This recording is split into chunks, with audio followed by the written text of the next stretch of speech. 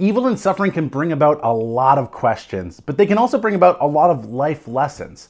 I'm going to share 3 personal lessons I've gained through suffering, and I hope that it'll help us all grow, so stick around, that's coming right up.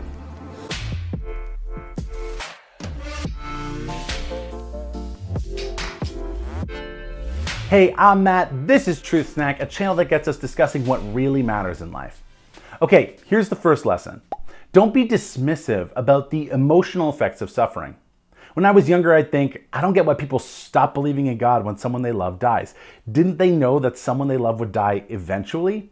Okay, I admit that is immature and heartless. It's all head and it's no heart because we don't know how we'll suffer and it might not feel how we imagined it would feel. At this point in my life, I empathize a lot more because my personal suffering has made me question and even doubt God and my journey with Him. So I think it's unwise to focus solely on the logical perspective of suffering and underestimate its emotional power. Okay, lesson number 2, journey with those who are suffering.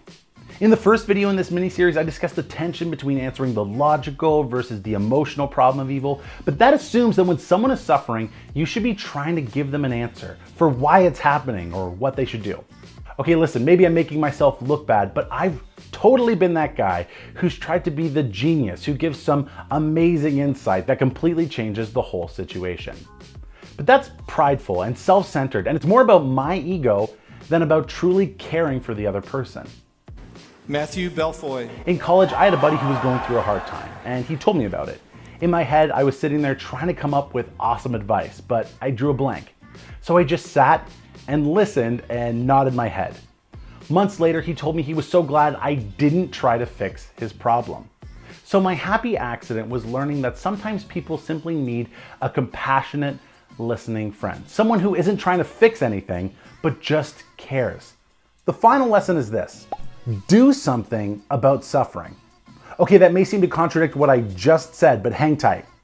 When I was working in Mexico, I heard a story about a hurricane that washed thousands of starfish onto the beach. They were baking in the sun and dying. One teen thought that she would start throwing them back into the water, saving their lives. People watching laughed and said, "What does it matter? You'll never save them all." The girl looked down at the starfish in her hand. She said, "It matters to this one." That's always stuck with me because there are countless issues of evil, injustice, poverty, and illness around the world. You can't do something about all of them, but you can do something about an issue you're particularly passionate about. Don't just care about an issue for the length of its news cycle. Get involved with people and issues you care about and champion them while educating yourself. Discover the best way to truly love others and help undo injustices. So here's today's question. What issues of evil or suffering are you passionate about?